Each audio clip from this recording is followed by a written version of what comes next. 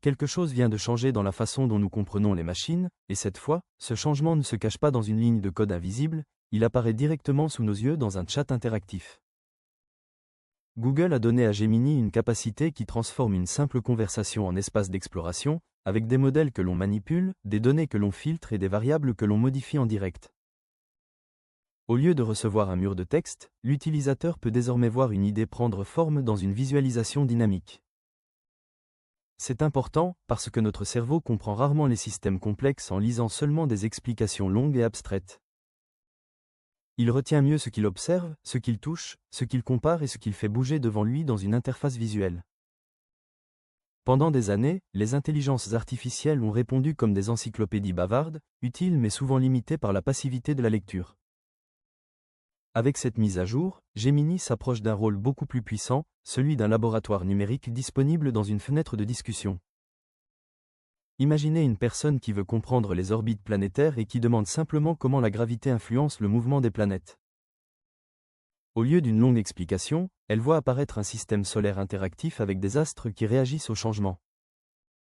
Elle augmente la masse du Soleil, déplace un curseur, observe les trajectoires se déformer et comprend en quelques instants ce que plusieurs paragraphes auraient rendu confus.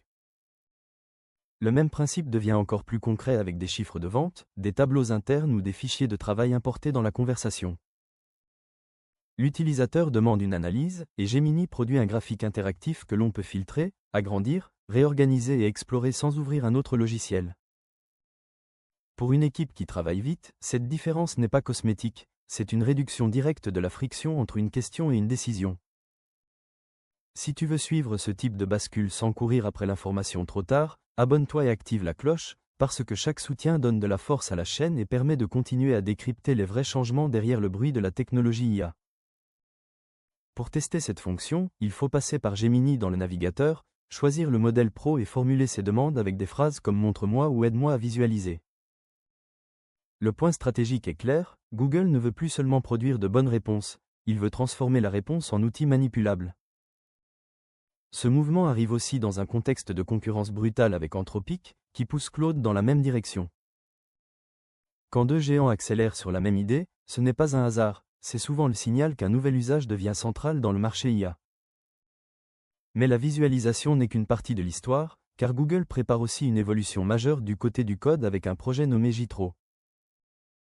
Jusqu'ici, beaucoup d'assistants de programmation fonctionnaient comme des outils qui aidaient un développeur à aller plus vite, un peu comme une truelle intelligente dans les mains d'un maçon.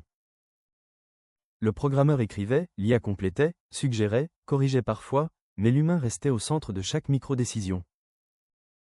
Jitro change cette logique, parce qu'il rapproche l'utilisateur du rôle d'architecte et laisse l'agent gérer une partie beaucoup plus large de la construction. Vous décrivez une application de prise de rendez-vous, un système de rappel par SMS ou un espace client, et l'agent analyse l'objectif, imagine la structure, écrit le code et cherche les erreurs dans le développement logiciel. Ce n'est pas la disparition du développeur, c'est le déplacement de sa valeur vers la supervision, la direction produit et le contrôle de qualité.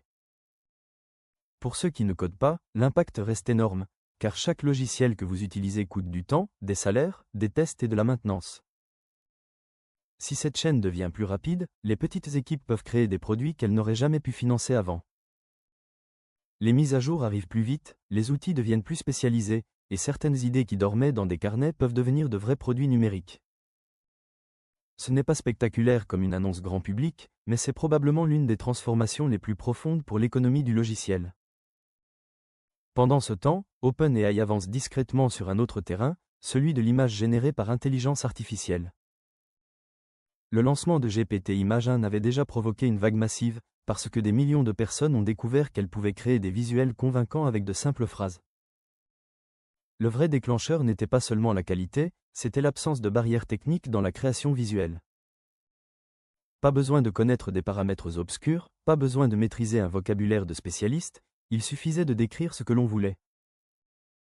La version 2 est maintenant testée discrètement sur ChatGPT et sur LM Arena, une plateforme où les utilisateurs comparent les modèles sans connaître leur nom. Ce test aveugle est précieux parce qu'il réduit l'effet de marque et force les modèles à être jugés sur le résultat final. Les premiers retours indiquent que plusieurs faiblesses classiques seraient mieux maîtrisées, notamment les mains déformées, les textes illisibles et les arrière-plans incohérents.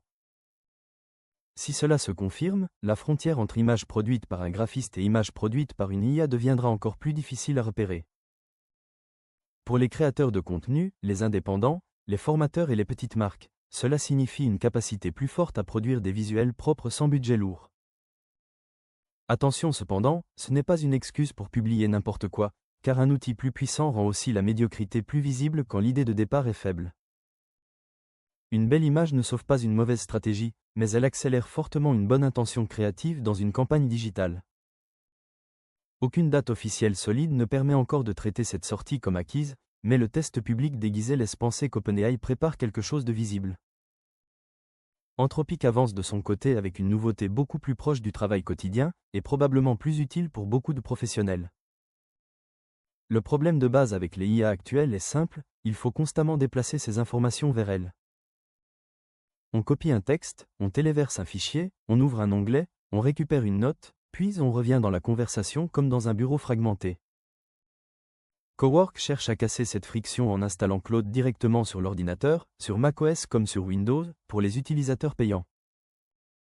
L'idée n'est plus seulement de discuter avec une IA, mais de lui permettre de lire les documents locaux, d'analyser un rapport et de suivre un travail sans nécessiter des allers-retours permanents.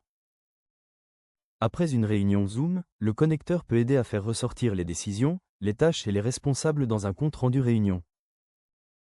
Devant un rapport de 40 pages, l'utilisateur n'a plus besoin de coller des morceaux de texte dans une fenêtre.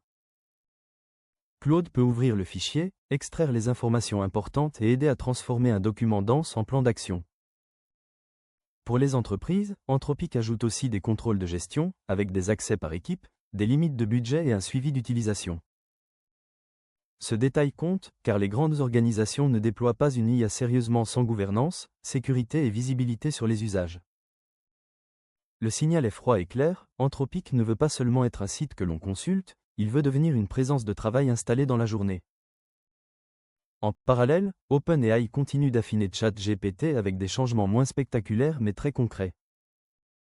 L'arrivée de GPT 5.4 mini dans le mode Thinking pour les utilisateurs gratuits élargit l'accès à un raisonnement plus structuré. Le modèle prend plus de temps, décompose mieux la demande et fournit une réponse plus réfléchie sur les sujets complexes. Ce n'est pas magique, mais c'est utile pour les analyses, les comparaisons, les décisions et les situations où une réponse immédiate serait trop superficielle. L'interface devient aussi plus propre, avec un menu unique qui regroupe les outils comme la recherche web, l'analyse approfondie et la génération d'images. Ce genre de détail paraît petit, mais l'adoption d'un produit dépend souvent d'une interface simple plus que d'une fiche technique impressionnante. ChatGPT arrive aussi dans CarPlay avec iOS 26.4, ce qui ouvre l'usage vocal dans la voiture. Préparer sa journée, dicter une idée, poser une question ou structurer un message pendant un trajet devient une interaction naturelle en conduite main libre. Autre changement pratique, lorsqu'un texte de plus de 5000 caractères est collé dans la conversation, ChatGPT le transforme automatiquement en pièce jointe. L'espace reste lisible, le contexte reste disponible et l'utilisateur évite de perdre le fil dans une longue masse de contenu. Pris séparément, ces ajouts ne ressemblent pas à une révolution, mais ensemble ils montrent une direction très nette. Les grandes plateformes d'IA veulent quitter le statut d'outil occasionnel pour devenir des couches permanentes du travail, de la création et de la décision. Google mise sur l'interaction visuelle, Jitro pousse l'automatisation du code, OpenAI prépare une nouvelle vague créative et Anthropic s'installe au plus près des fichiers de travail. La vraie question n'est donc plus de savoir si l'intelligence artificielle va modifier les habitudes professionnelles. La question est de savoir qui va apprendre à l'utiliser assez tôt pour en tirer un avantage réel, et qui va attendre que son retard devienne visible dans le monde du travail. Et si ce documentaire t'a appris quelque chose d'important aujourd'hui, alors mets un like, abonne-toi et active la cloche pour ne manquer aucun de nos prochains contenus.